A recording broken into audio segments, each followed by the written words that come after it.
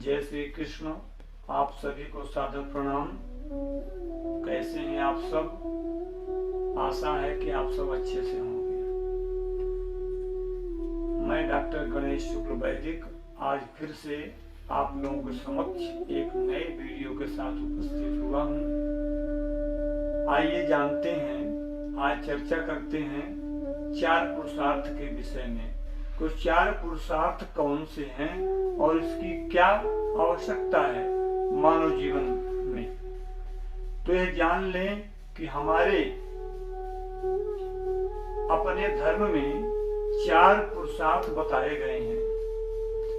इनका नाम है क्रमशः, पहला है धर्म, दूसरा है अर्थ, और तीसरा है काम, और चौथा है मोक्ष।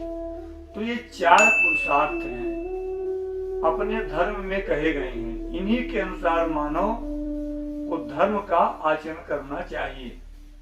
इस बात पर ध्यान देने की जरूरत है कि पहले नंबर पर धर्म है, अतः धर्म की प्रधानता मानव जीवन में अधिक है। धर्म क्या है? तो उत्तर है कि परमात्मा ने शिष्ट संचालन के लिए जो नियम बनाए वही धर्म है, उसे हम धर्म कहते हैं। ऐसा नहीं कि जो मन में आया सो कर लिया। धर्म कुछ भी करो तो धर्म से पूछ कर करो। मानव जीवन में धर्म ही प्रमुख है। हमें कोई भी कार्य करना है तो धर्म से पूछ करके करना है। धर्म का त्याग कभी नहीं करना है। धर्म की मर्यादा में रह करके ही कोई भी कार्य करना है। धर्म को नहीं छोड़ना चाहिए। धर्म ही सबसे बड़ा धन है। वैसे भी कहते हैं कि धर्म ही है एक अंत का साथी, साथ तेरे जो जाएगा, बाकी सब माल खजाना यहीं पड़ा रह जाएगा। इसलिए हम धर्म की रक्षा करेंगे, धर्म को धारण करेंगे तो धर्म हमें स्वीकार करेगा और हमारा साथ देगा, हमें कभी नहीं छोड़ेंगे।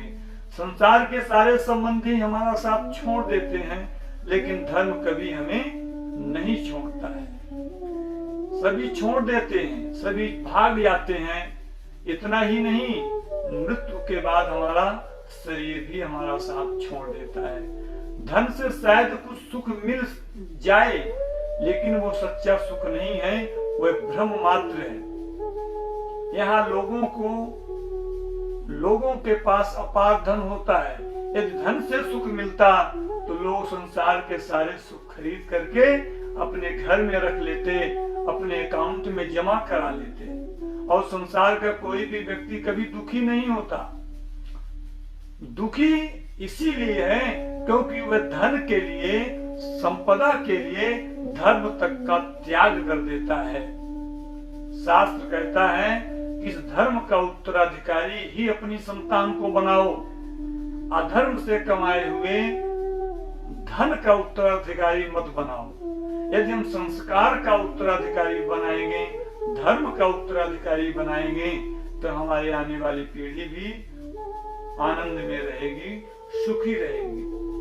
धर्मो ही परमम लोके, धर्मे सत्यम प्रतिष्ठितम। चाहे सर्वस्व का नाश हो जाए, पर धर्म को कभी नहीं छोड़ना चाहिए। धन के लिए तो कभी भी अपने संस्कारों, अपने धर्म का त्याग मनुष्य को नहीं करना चाहिए। समस्त कर्तव्यों की समष्टि ही धर्म है। वेदव्यास जी ने कहा है, श्रूयताम धर्म सर्वस्वम श्रुत्वा चाप्यवधार्यताम आत्मना प्रतिकूलानि परेशान न समाचरेत। अर्थ दूसरे नंबर पर है। धर्म के अनुकूल रहकर अर्थ यानी धन का संग्रह करना चाहिए। तीसरे नंबर पर काम है। तीसरे नंबर पर काम आता है। काम भी जरूरी है, काम की निंदा नहीं है, लेकिन निंदा है काम के उपयोग की। काम कहाँ जरूरी है, काम की आवश्यकता कहाँ है, हमें अपने विवेक पूर्वक काम का उपयोग करना चाहिए। मलुकदास ने कहा है कि काम मिलावे राम से, काम तो राम से मिलाता है। है ना। काम कभी भी हमारी दुर्गति का कारण नहीं बनता है, लेकिन काम का उपयोग हमें कहाँ करना है यह आवश्यक है। हमारे समाज में इसीलिए विवाह करने की व्यवस्था बनाई गई है कि काम का उपयोग आप अपनी पत्नी के साथ में करें, है ना। यहाँ वहाँ अत्र तत्र सर्वत्र काम का उपयोग ना करें।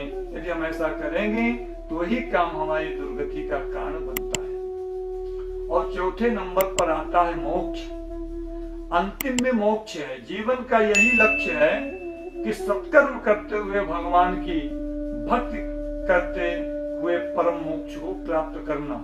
जो धर्म को साथ लेकर के नहीं चलेगा उसके लिए अर्थ, काम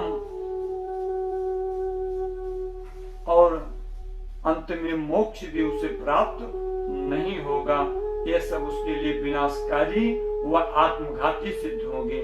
इसीलिए धर्म ही मुख्य है, इसी पर तीनों टिके हुए हैं। इसीलिए धर्म का अनुसरण करें और मानव जीवन को सार्थक करें, क्योंकि यह मानव जीवन सुर दुर्लभ है, देवताओं को भी दुर्लभ है। वह मानव जीवन मोक्ष का द्वार शास्त्रों ने बताया है, तुम्हें इसका सदुपयोग करना चाहिए।